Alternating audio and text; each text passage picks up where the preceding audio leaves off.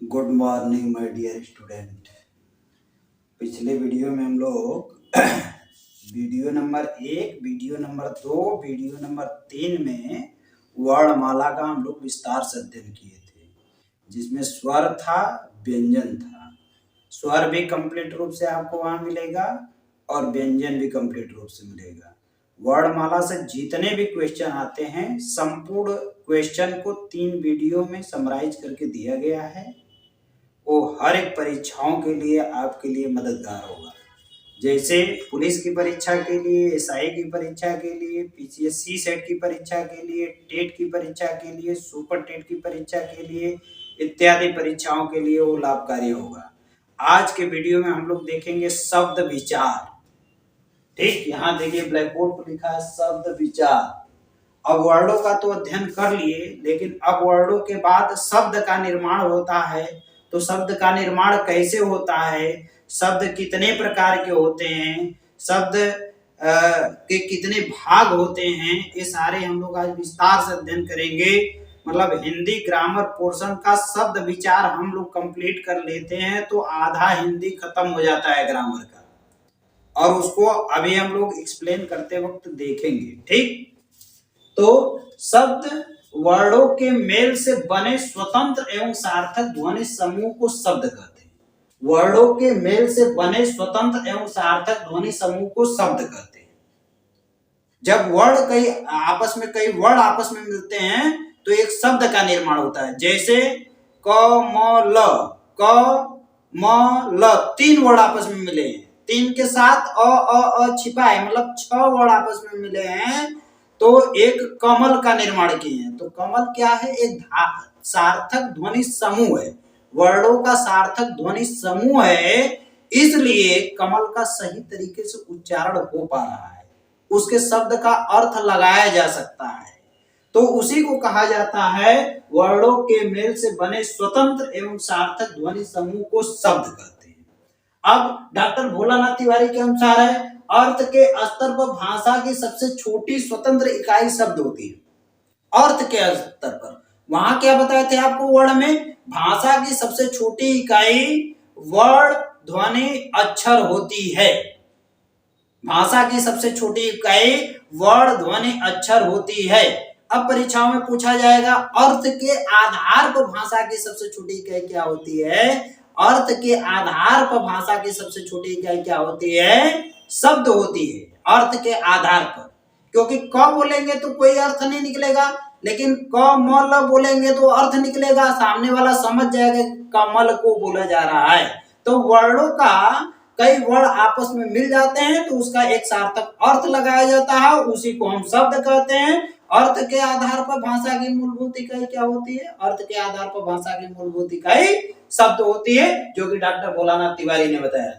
वही देखिए एग्जाम्पल दिया गया, क म ल, क प्लस अ प्लस म प्लस अ प्लस ल प्लस अ, मतलब 1 2 3 4 5 6 वर्ण आपस में मिले हैं तो कमल का निर्माण हुआ है। ठीक, इतना तक समझ में आ गया। शब्द किसे कहते हैं? शब्द वर्णों के सार्थक ध्वनि समूह को, स्वतंत्र एवं सार्थक ध्वनि समूह को शब्द कहते हैं। अर्थ के आधार पर भाषा की मूलभूत इकाई क्या होती है? शब्द होती है। अब देखिए शब्द के भेद। शब्द के भेद क्या होते हैं? शब्द के भेद कितने होते हैं? शब्द के 2 भेद होते हैं, एक सार्थक शब्द होता है, एक निरर्थक शब्द होता है। सार्थक शब्द, निरर्थक शब्द। अब बोलने से ही पता लग रहा है कि सार्थक क्या होता है, निरर्थक क्या होता है। सार्थक का मतलब जिसका अर्थ हमें समझ में आए, हम बोले अगला व्यक्ति समझ जाए, वो सार्थक होता है। और निरर्थक का मतलब उसका कोई अर्थ नहीं होता है, उसका कोई अर्थ नहीं होता है, उसी को हम निरर्थक शब्द कहते हैं। इसीलिए निरर्थक शब्द का शब्द विचार के अंतर्गत कोई पार्ट नहीं होता है, लेकिन सार्थक शब्दों का पार्ट चलता है। सार्थक शब्दों का वर्णन होता है, लेकिन निरर्थक शब्दों का वर्णन नहीं होता है। सार्थक शब्द वह शब्द होते हैं जिसका अर्थ लगाया जाता है, अर्थात बोलने के पश्चात सामने वाला व्यक्ति उसको समझ लेता है, उसी को सार्थक शब्द कहते हैं। निरर्थक शब्द वह शब्द होता है जिसका कोई सार्थक अर्थ नहीं निकलता है, उसे निरर्थक शब्द कहते हैं। जैसे टिन, टिन, टिक टिक, टन टन।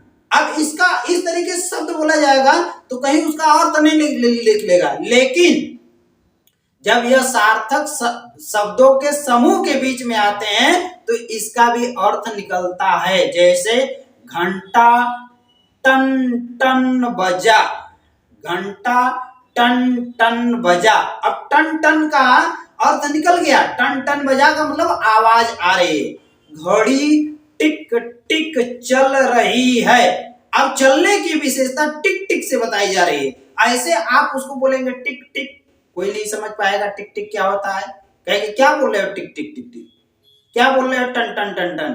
तो ये निरर्थक शब्द होता है। निरर्थक शब्द जब सार्थक शब्दों के समूह के बीच में आते हैं तो उसका अर्थ लगाया जाता है, वरना निरर्थक शब्द का कोई अर्थ नहीं होता है। अब सार्थक शब्द का अर्थ होता है तो इसमें सार्थक शब्दों को 4 भागों में बांटकर अध्ययन किया जाता है। सार्थक शब्दों को 4 भागों में बांटकर अध्ययन किया जाता है। कौन कौन है?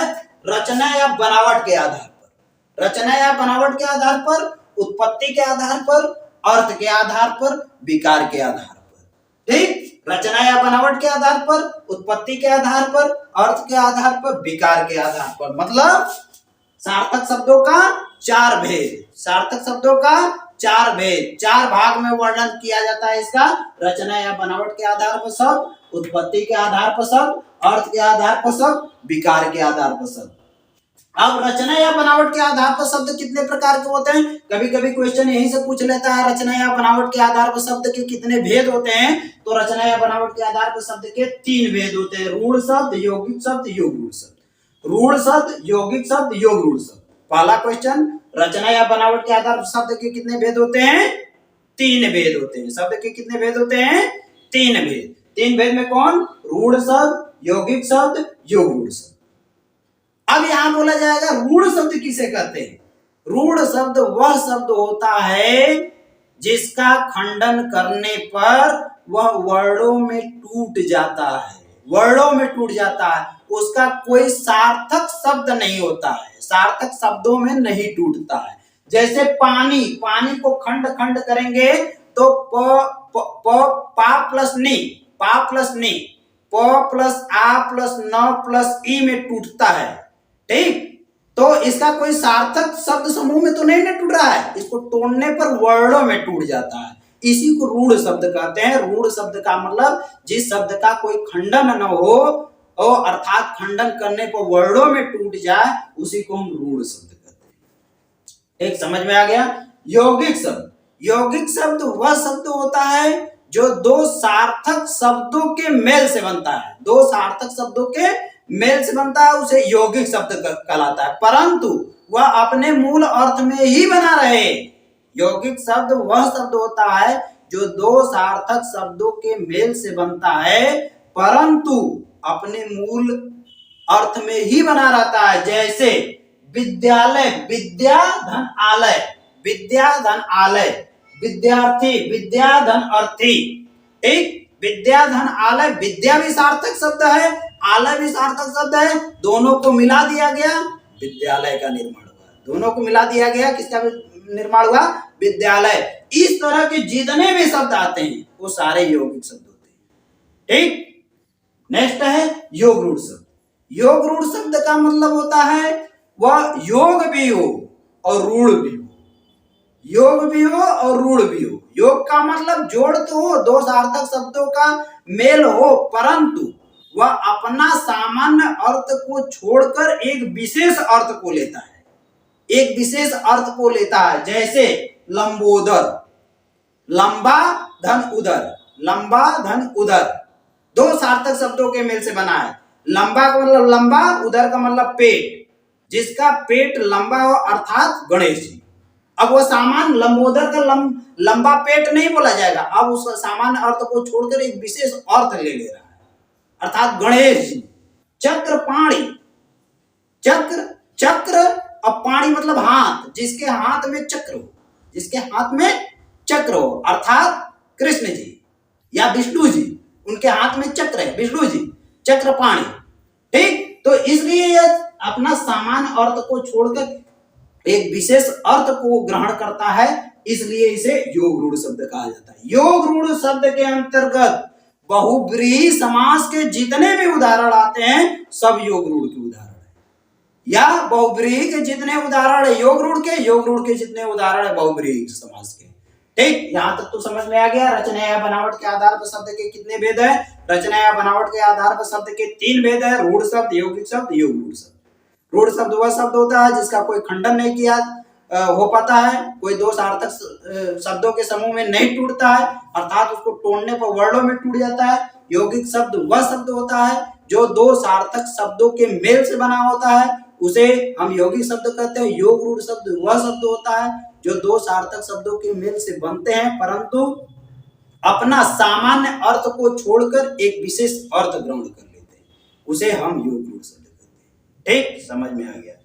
नेक्स्ट है उत्पत्ति के आधार पर। उत्पत्ति के आधार पर शब्द 4 प्रकार के होते हैं। आपसे पूछा जाता है, कई बार परीक्षाओं में पूछा गया, उत्पत्ति के आधार पर शब्द के कितने भेद होते हैं? उत्पत्ति के आधार पर शब्द के 4 भेद होते हैं। तत्सम, तद्भव, देशज, विदेशज। तत्सम, तद्भव, देशज, विदेशज। तत्सम, तद्भव, देशज, विदेशज।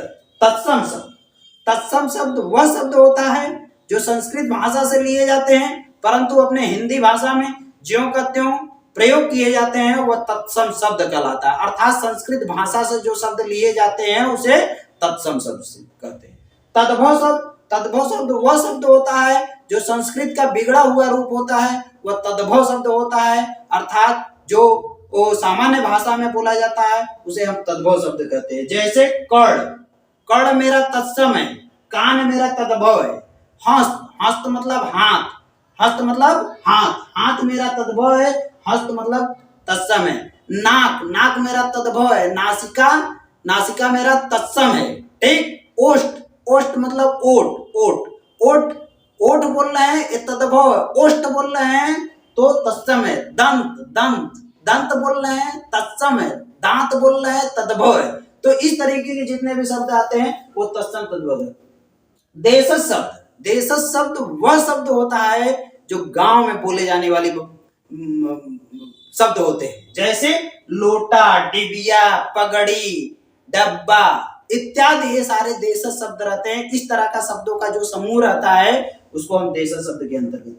विदेशज शब्द, विदेशज शब्द वह शब्द होता है जो विदेशी भाषाओं से लिए गए हैं और सामान्य तरीके से हमारे हिंदी भाषा में प्रयोग किए जाते हैं, वह विदेशज शब्द है। जैसे जैसे आदमी, औरत, ये अरबी और फारसी के शब्द लिए गए हैं। अदालत, फौजदार, फौजदारी, मुवक्किल, मुजहिद, ये सारे विदेशी भाषाओं से लिए गए हैं। अंग्रेजी में बहुत सारे वर्ड है, गुड मॉर्निंग, गुड आफ्टरनून, ये सारे क्या है? ये सारे विदेशी शब्द हैं, विदेशी भाषाओं से लिए गए हैं लेकिन हमारे हिंदी भाषा में उसका प्रयोग किया जाता है, इसलिए उसको हम विदेशी शब्द कहते हैं। जैसे रेल, डॉक्टर, और डॉक्टर बोल रहे हैं, सभी लोग बोलते हैं डॉक्टर साहब के यहाँ गए, डॉक्टर साहब के यहाँ गए का मतलब वो विदेशी शब्द है, लेकिन मेरा हिंदी में क्या, चिकित्सक। कोई ये नहीं कहता है चिकित्सक के पास गए। आदमी औरत बोल रहे हैं, ये महिला पुरुष होता है हिंदी में, लेकिन यहाँ अरबी फारसी में आदमी और औरत तो विदेशी भाषाओं से लिए गए हैं और सामान्य रूप से हिंदी भाषा में प्रयोग किए जाते हैं, वो सारे विदेशी शब्द कहलाते हैं। ठीक, उत्पत्ति के आधार पर 4 प्रकार के शब्द होते हैं, तत्सम, तद्भव, देशज, विदेशज। नेक्स्ट यहीं पर लिख दिए हैं संकर शब्द होता है। संकर शब्द वह शब्द होता है जो दो भिन्न भिन्न भाषाओं से शब्द लिए जाते हैं और एक नए शब्द की उत्पत्ति करते हैं, उसे हम संकर शब्द कहते हैं। जैसे रेलगाड़ी, रेलगाड़ी, रेल मेरा अंग्रेजी है, गाड़ी हिंदी है। गाड़ी शब्द हिंदी का हो गया, रेल अंग्रेजी का हो गया, और दोनों को मिला दिया गया तो क्या हो गया मेरा, रेलगाड़ी। तो इस तरीके के शब्द को हम संकर शब्द कहते हैं। संकर का मतलब हाइब्रिड शब्द, जो दो भिन्न भिन्न प्रजाति के आपस में मिलते हैं तो एक नई प्रजाति को उत्पत्ति करते हैं। जैसे साइंस में मेंडल लॉ है, मेंडल लॉ, वो मटर का पौधा लिया, लाल और तो मतलब दो भिन्न भिन्न प्रजाति का वो पुष्प लिया और पुष्प का हाइब्रिडाइजेशन कराया तो एक नए कलर की उत्पत्ति हो गया। तो उसी तरीके से यहाँ पर दो भिन्न भिन्न भाषाओं के शब्द लिए जाते हैं, एक नए शब्द की उत्पत्ति करते हैं, तो उसी को हम क्या कहते हैं, संकर। जैसे अजायब घर, अजायब अरबी का, घर हिंदी का, बोर्ड परीक्षा, परीक्षा हिंदी का, बोर्ड अंग्रेजी का, बोर्ड परीक्षा, ये नए शब्द की उत्पत्ति बोर्ड परीक्षा हो गया। तो इस तरह के शब्द को हम क्या कहते हैं, संकर शब्द कहते हैं। तो उत्पत्ति के आधार पर शब्द 4 प्रकार के होते हैं, तत्सम, तद्भव, देशज, विदेशज। अब नेक्स्ट आते हैं हम लोग अर्थ के आधार पर। अर्थ के आधार पर शब्द 3 प्रकार के होते हैं, वाचक, लाक्षणिक, व्यंजना।